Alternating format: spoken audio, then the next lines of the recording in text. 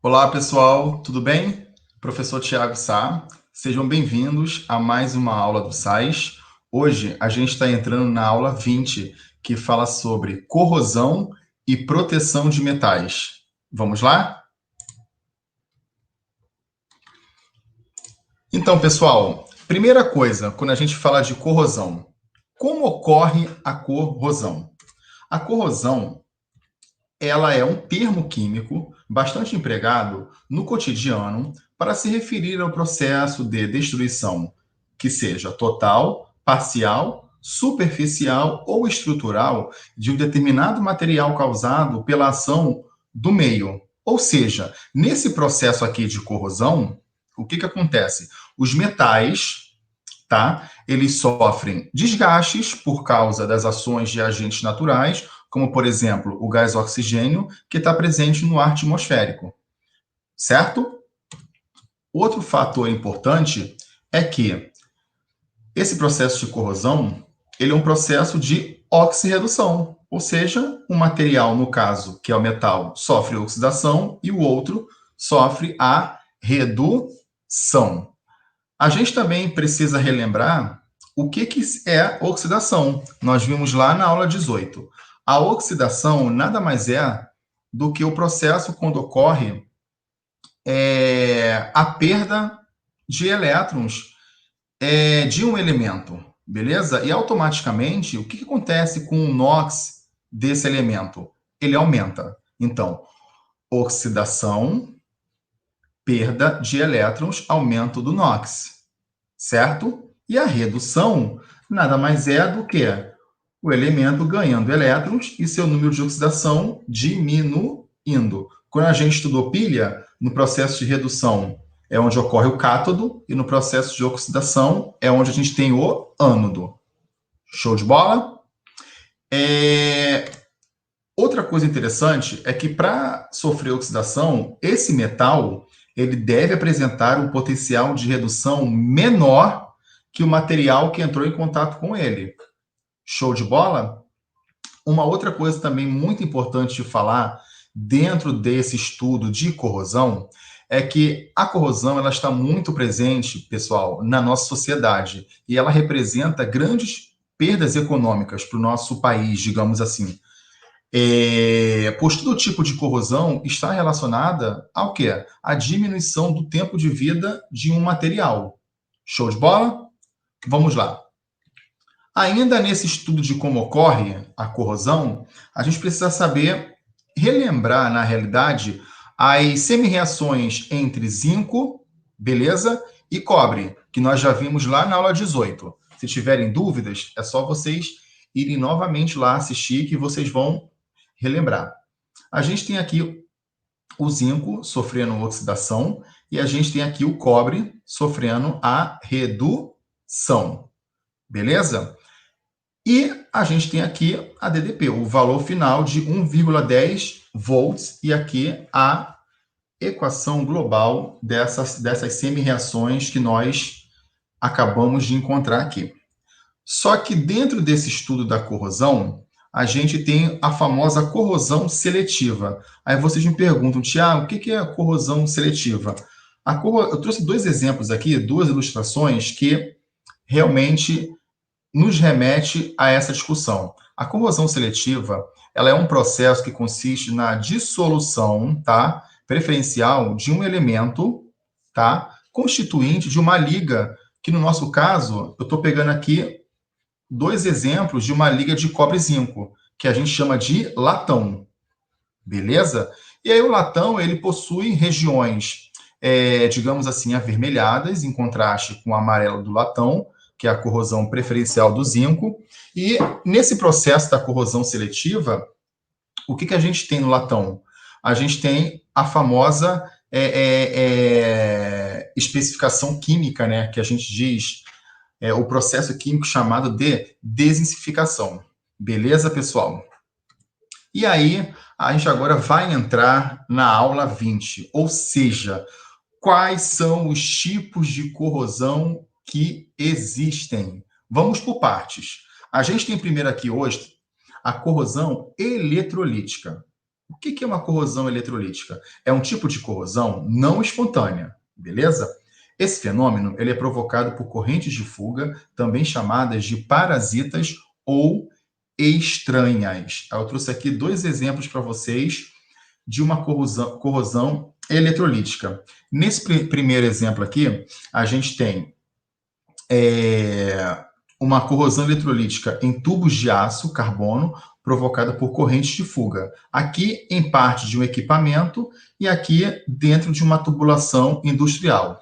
É importante lembrá-los que a corrosão eletrolítica, ela costuma ocorrer, né, com frequência em tubulações de petróleo e de água potável, em cabos telefônicos que são enterrados e até mesmo em tanques de postos de gasolina.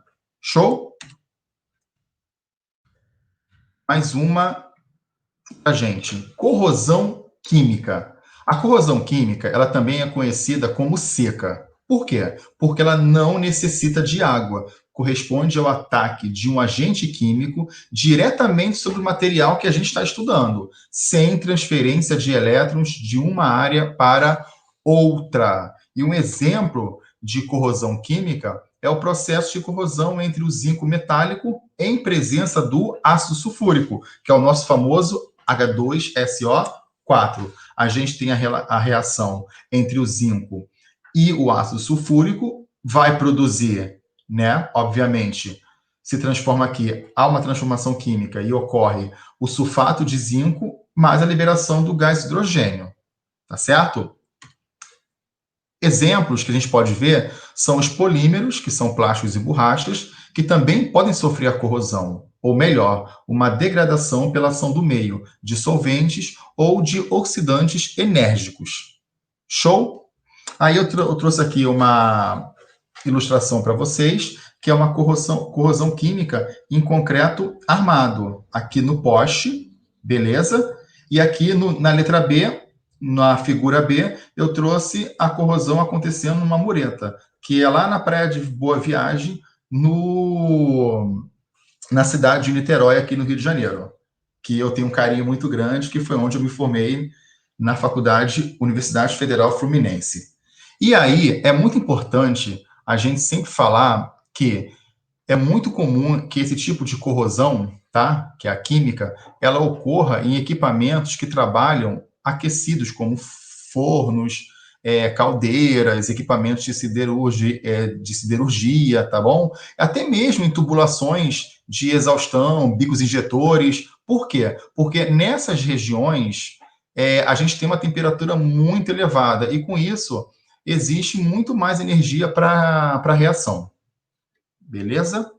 Um outro tipo de corrosão que a gente vai conhecer hoje é a corrosão eletroquímica, que também pode ser chamada de úmida ou galvânica. Vocês percebem que eu estou trazendo alguns sinônimos porque aparecem dessa forma no vestibular. Às vezes o cara te pergunta uma corrosão úmida, ou o cara fala em corrosão galvânica, ou o enunciado fala em corrosão eletroquímica. Então a gente tem que saber todos os sinônimos possíveis. Beleza? Uma outra coisa importante é que nesse processo de corrosão eletroquímica é de forma espontânea, tá? Passível de ocorrer quando o metal está em contato com o eletrólito, onde acontecem simultaneamente reações anódicas, beleza, oxidação, e catódicas, redução. É mais frequente na natureza e se caracteriza por se realizar necessariamente na presença de água, na maioria das vezes a temperatura ambiente e com a formação de uma pilha de corrosão. Como exemplo, a gente tem a formação de ferrugem. Aí eu trouxe para vocês aqui a reação anódica, como eu falei, de oxidação do ferro. O que acontece? Nesse processo aqui, os íons Fe2+, eles migram em direção à região catódica, beleza? Enquanto a gente vai ver aqui agora, esses íons OH-, eles estão se direcionando para a região anódica. É importante lembrar que em uma região intermediária ocorre a formação desse hidróxido ferroso. Só que tem um bizu para dar para vocês. Como a gente está em um meio com baixo teor de oxigênio, o hidróxido ferroso, que é esse cara aqui, ele sofre essa transformação aqui. Beleza? E com isso, a gente vai ter que produto final? A gente vai ter a ferrugem, que consiste nada mais do que esse composto aqui, de coloração preta, tá certo? E o Fe2O3 com uma molécula de água que tem uma coloração alaranjada ou castanho avermelhada. E aí eu trago para vocês aqui, beleza? Alguns exemplos desse tipo de corrosão eletroquímica úmida ou galvânica. Show? Bom, quando vocês estudam a corrosão eletroquímica, o que a gente também pode entender? Corrosão eletroquímica, ela também pode vir de exposição atmosférica, tá? Ela pode trabalhar diretamente em monumentos, ela pode trabalhar diretamente em função da maresia e o contato direto com a água do mar, porque vai acelerar esse processo de corrosão que está acontecendo aqui nesse navio enferrujado, dentre diversos exemplos, tá bom? De corrosão eletroquímica. Bom, a gente agora vai falar sobre a proteção dos metais. Ou seja, de que forma eu posso proteger os metais? Existem diversas formas da gente utilizar técnicas de proteção dos metais. Vamos conhecê-las. A primeira técnica que a gente pode utilizar é a pintura da peça metálica. Quando você opta por uma pintura de peça metálica, o que isso pode ocorrer? Qual o benefício que isso pode trazer? Primeiramente, ele vai impedir o contato direto da água e do oxigênio com o metal, certo? Outro fator interessante é que as tintas, elas são revestimentos muito utilizados como forma de proteção. E a gente sabe que existem tintas que são usadas como agentes impermeabilizantes. Show de bola? Aqui trouxe uma figura para a gente poder ver. Show? A gente também precisa lembrar que no nosso dia a dia é muito comum, não sei se vocês já ouviram, o uso do zarcão. O zarcão ele serve para quê? Ele serve justamente para revestir peças metálicas, como, por exemplo, portões, tá certo? Grades, janelas, entre outros. O zargão, pessoal, ele é uma tinta constituída de uma suspensão assim, oleosa, do tetróxido de chumbo, Pb3O4.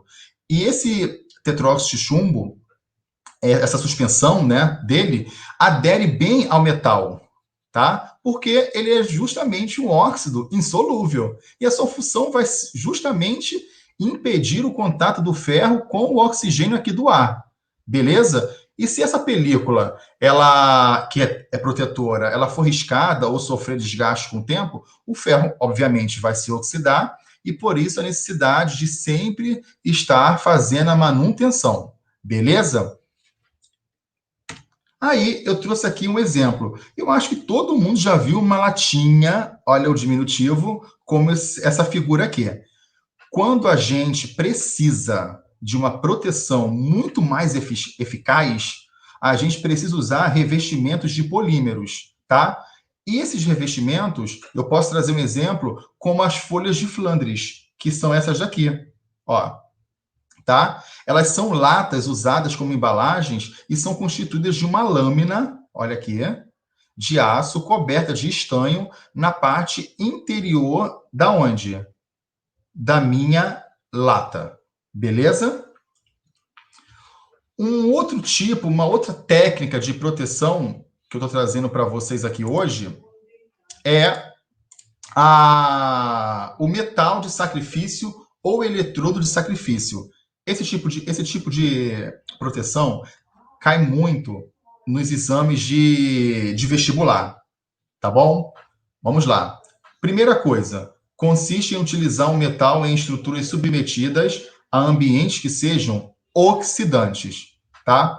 O objetivo é que esse metal seja oxidado no lugar do outro metal com o intuito de protegê-lo. Ele vai ali realizar uma proteção nesse metal que está sendo o quê?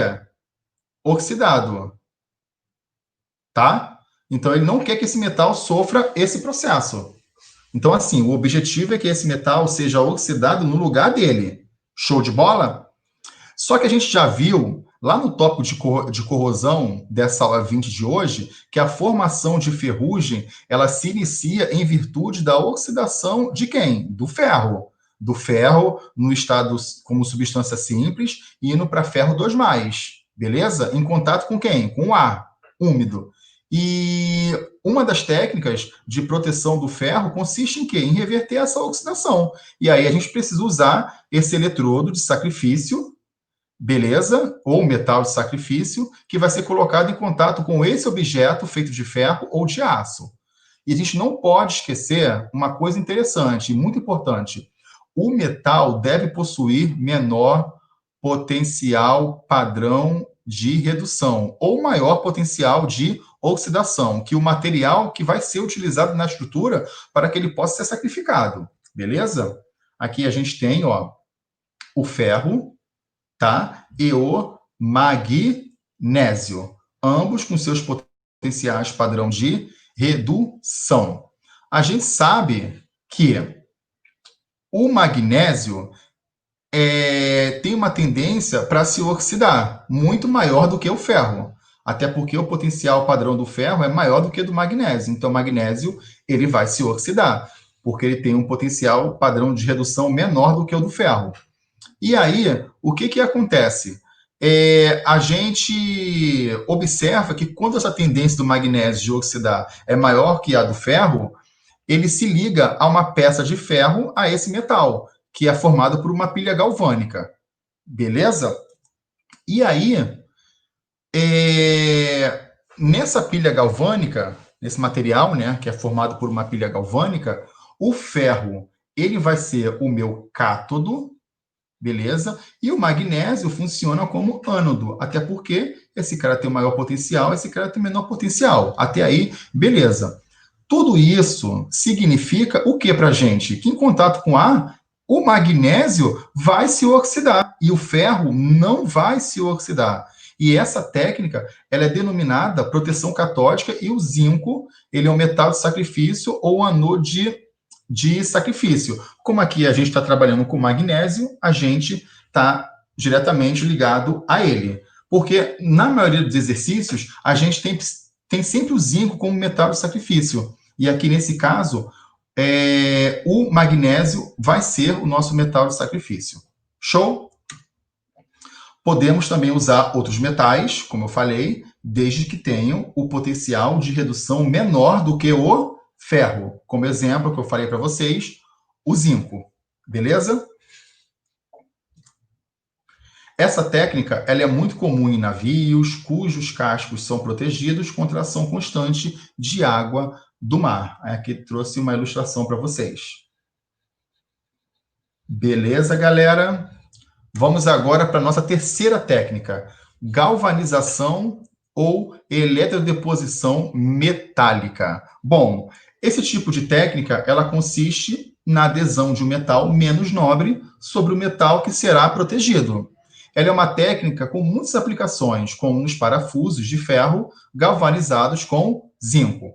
Quando uma peça passa por um processo de galvanização, a camada do zinco impede a oxidação do ferro. Por quê? Porque ele ela evita que ele entre em contato com o ar e com a água. Então, o zinco aqui acaba fazendo essa proteção.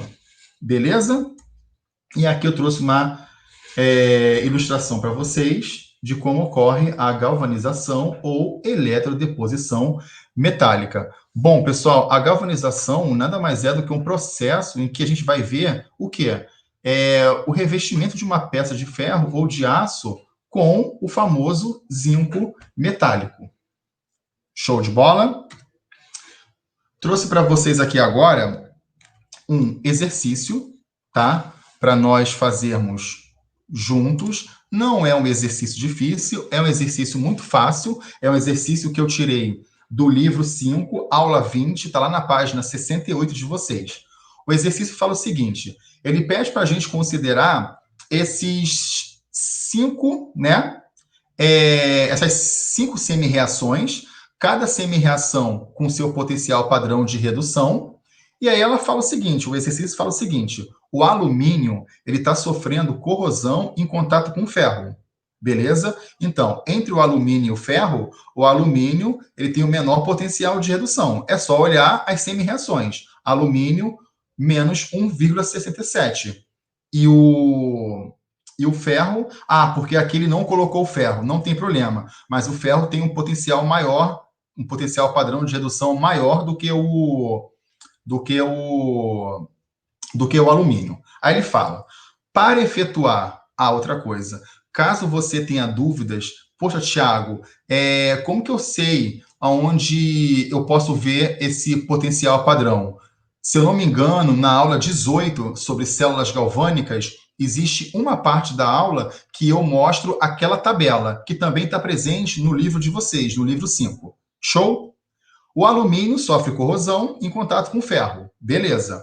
Para efetuar uma proteção catódica, que acabamos de ver, uma técnica, qual dos metais a seguir é o mais indicado? E qual é a equação química correspondente? Primeira coisa, ele já fala que o alumínio sofre corrosão em contato com o ferro. Beleza?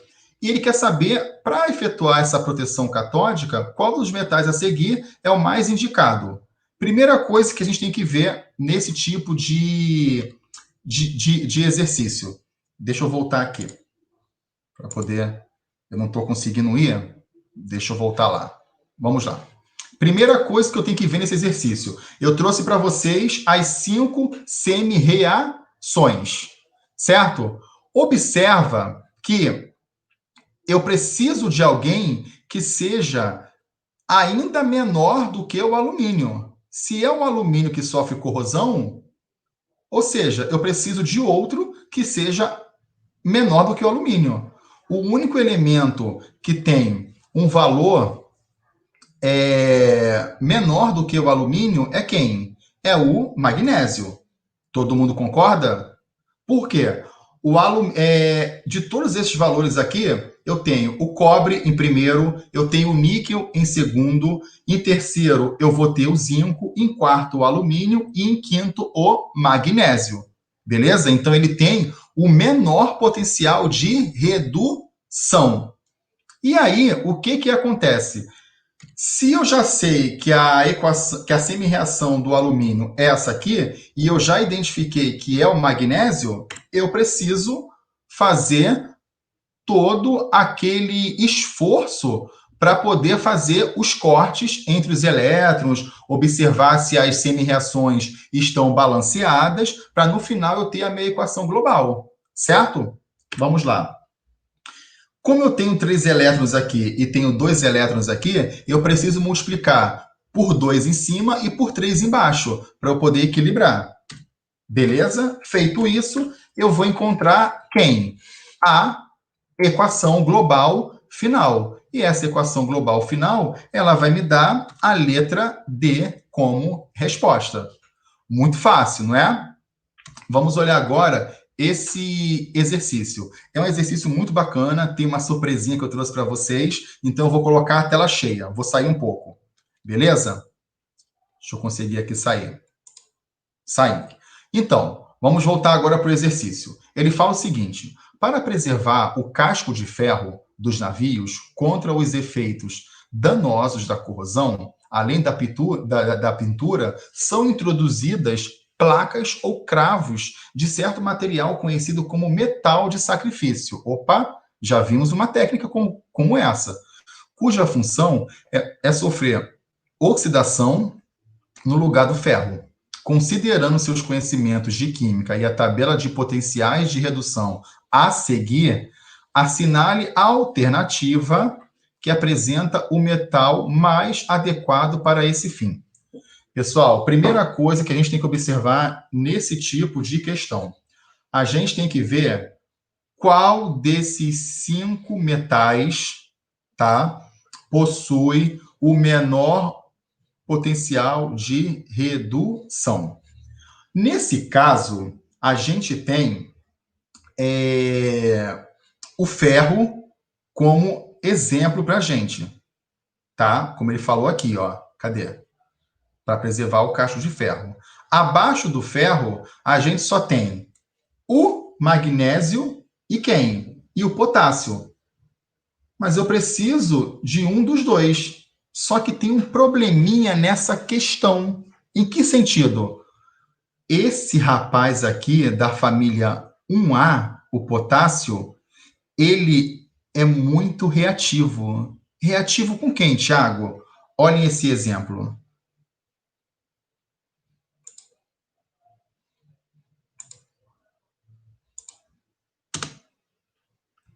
Ah, não acredito que o vídeo não foi. Uma pena. Queria mostrar para vocês, vocês iam adorar o vídeo. Ah, consegui. Vamos lá. Olhem aí. O potássio, pessoal, é muito reativo com água. Beleza? Por ele ser muito reativo com água, eu não vou poder utilizá-lo. Então, nesse caso, eu preciso utilizar quem? O magnésio. Beleza? E aí, utilizando o magnésio, eu vou encontrar esse potencial aqui padrão, que a gente já sabe, essa semi-reação dele e a resposta, letra D. Beleza? Uma questão fácil, não é difícil, e a gente conseguiu constatar entre os dois que o magnésio é muito melhor para ser colocado como metal de sacrifício. Correto? Bom, nessa questão aqui, a gente tem o seguinte: a cauda bordaleza é uma alternativa empregada no combate a doenças que afetam folhas de plantas. Sua produção consiste na mistura de uma solução aquosa de sulfato de cobre, tá? CuSO4, com óxido de cálcio, CaO. E sua aplicação só deve ser realizada se estiver levemente básica. Isso é muito importante. E aí, a avaliação rudimentar da basicidade dessa solução é realizada pela adição de 3 gotas sobre uma faca de ferro limpa. Após 3 minutos, caso surja uma mancha avermelhada no local da aplicação, tá? Que é aqui na faca, afirma-se que a cauda bordaleza ainda não está com a basicidade necessária. O quadro apresenta os valores de potenciais padrão de redução para algumas semi-reações de redução. Tá aqui. Beleza? A gente trabalhou com o ferro. Tá? Como ele falou lá pra gente. E aí, ele quer saber a equação química que representa a reação de formação da mancha avermelhada é. Primeira coisa nesse tipo de questão: identificar as partes mais importantes. Primeira, sulfato de cobre, óxido de cálcio, basicidade, faca de ferro, uma mancha avermelhada, cauda bordaleza ainda não está com a basicidade necessária. Identificados essas ideias importantes do enunciado, eu vou pegar aquela minha tabela, beleza? A gente sabe que o potencial, ele indica a tendência de uma transformação acontecer, certo? E a questão, ela nos forneceu aqui, ó, uma série de potenciais de redução. Logo, a simples conferência dos potenciais indica qual reação de fato vai acontecer na verdade. Bom, a gente sabe que a mancha avermelhada, como está aqui, né, ela é formada, ela é derivada, né, da formação de íons Fe3+, certo? Por quê? Porque houve oxidação do ferro. Por que oxidação do ferro? Presente na faca limpa, certo? E aí eu consigo encontrar as semi-reações que eu quero trabalhar, justamente porque o potencial de redução do íon ferro 3+, é isso que a gente tem que colocar na nossa cabeça. Ele é menor do que do íon cobre 2+. Até porque o cobre foi a minha referência. Isso aí todo mundo conseguiu perceber, certo? E aí, feito os cortes, tá? Como a gente já sabe fazer, a gente chega a essa equação global. E aí, chegamos à resposta letra E. Beleza, galera? E aí, a gente termina a nossa aula de hoje. Mais uma vez, foi um prazer tê-los aqui na aula do sais, na aula 20, falamos sobre corrosão e proteção dos metais. Entendemos um pouco da corrosão, desses agentes naturais, né, que acabam fazendo todo esse processo de corrosão. Aprendemos também algumas técnicas para a gente poder proteger esses metais e aí encerramos novamente com os exercícios. E aí vocês estão aptos para conseguirem realizar qualquer tipo de exercício presente no livro 5. Beleza? Mais uma vez, um prazer tê-los na minha companhia e a gente se encontra na aula 21. Um abraço, galera!